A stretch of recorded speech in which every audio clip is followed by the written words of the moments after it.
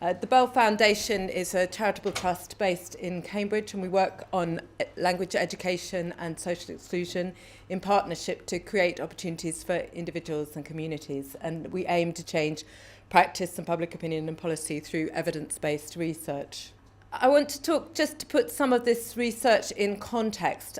You often read headlines that assert either that pupils with English as an additional language outperform all other pupils, or on the other side that they're a drain on scarce school resources. But of course the picture is much more complex and nuanced than that. And I think in commissioning this research, we wanted to really shed a light through a 2-year research project with Cambridge and Anglia Ruskin, and our research with Edinburgh looking at the pupil's voice on some actual more robust academic evidence. And many of you in the room are experts yourselves on this subject, and so a lot of what we say may be familiar to you already, but I think we're very keen that you disseminate the link and the research to colleagues and continue the debate, really. I think one of the things we would say in prefacing this research is that, as many of you will know, the binary EAL indicator alone is a very poor indicator, as it gives no indicator of a child's proficiency in English. And we are very pleased that the Department for Education is now moving to the 5-stage scale, which is actually beginning to put the issue of EAL much more firmly on the national agenda and on schools' agenda. And it will be an important start. And I know colleagues in the audience have done some quite detailed work on this. Just a few highlights from some of the other research that we've commissioned in partnership with EEF and Unbound, the research that was done with the University of Oxford, which shows, again, if you look at the headline data, that by the end of reception, only 44% of EAL pupils achieve a good level of development, compared to 54% of non-EAL pupils, but that by 16 this gap narrows. However, and there's a big however here, that this data masks a huge range of outcomes for different EAL pupils, and really I think shows quite distinctively that how poor the EAL, non-EAL indicator is for telling us a great deal about the issue of the achievement of pupils with English as an additional language. So many of the factors that are associated with the risk of low achievement are the same for EAL pupils as non-EAL peers, so having SEN, being entitled to a free school meal, living in an economically deprived area, or attending school outside London and being summer born. So the data for a number of pupils is quite consistent on that.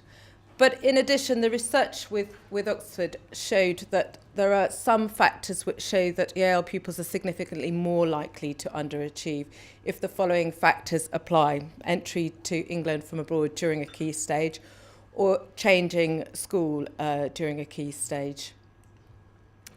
So just to give you a few snippet case studies, all of these children would be classified as having English as an additional language. Take Marie-Ange. She's the daughter of a French banker. She attends an outstanding school in London. She's been highly educated in France, and she has a high degree of fluency and proficiency in English. These are not real, these are illustrative case studies. Lucas is a son of Lithuanian parents. They have agricultural shift-based jobs, and he attends an underperforming coastal school. He has prior education, but very limited academic vocabulary in English, so may be able to attain in some areas, but may lack the academic vocabulary to attain well in certain subjects. Sarah is a Somali refugee. She's fled war and she's recovering from trauma. She attends a school where attainment is low. She's had limited education and limited literacy in her mother tongue, so she's completely new to English. So a very different level of need from Marie-Ange. And then Juris, he's come from Estonia. His family has high aspirations and he has access to support at school. He's doing well, but he needs significant support with certain aspects of English. So very, very, very different picture from just looking at the EAL indicator. We're launching these two research reports today, and colleagues will speak in detail about some of the findings, so I'm not going to go into those. But I think one of the things that is particularly interesting about the approach developed with Cambridge and Anglia Ruskin University is looking at EL students from a holistic approach, so looking both at language development, at educational achievement and social integration, so a number of variables, because typically there may be a linguistic lens that looks at this issue or an educational lens or a disadvantaged lens, but actually what the research does is combine these and come up with the triangle, and Michael and Yong-Chan will talk a little bit more about that in detail. Just from me, a few headline implications for policy that we draw from the research. I think the first is that it's important to be very cautious about making any assumptions that the issue of EAL attainment has been solved, because as Professor Strand says, and a number of other reports say, this reflects a history of long targeted attainment with the Section 11 grants funding, and that has gone now, and actually a lot of the data is not caught up with that. And secondly, there's been significant loss of some local authority teams and expertise, and I'm very happy to see some of the existing local authority teams who are still left in the room today, so welcome, but you're quite a rare breed now. I think one of the things, and I'm hoping Kevin will talk a little bit more about this, is the need for a very evidence-based approach to inform pedagogy. So much more focused, research-informed thinking about effective EAL-related strategies and practice. Again, a call that we've made previously is to develop an accountability mechanism for the funding that is in the system. So the funding is now directed to schools through the schools funding formula, but unlike funding such as the pupil premium, there is not an accountability mechanism other than the Ofsted framework for actually how that is spent. I think one of the other implications is really to look at how you incentivise sharing best practice, so capturing and promoting existing good practice, of which there is a lot of good practice in the system. It's not all doom and gloom out there, and about raising the attainment of EAL learners and new arrivals.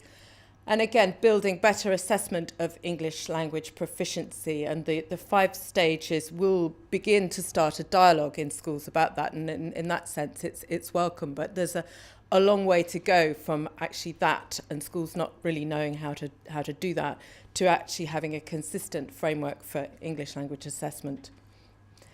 The spelling, punctuation and grammar tests review their impact and their effect on EAL learners. Developing also more emphasis on academic English. And again, we think this may be something that may be advantageous for all pupils, not just pupils with English as an additional language. And improving provision in ITE and CPD, so much more emphasis on the needs of pupils with English as an additional language during initial teacher training.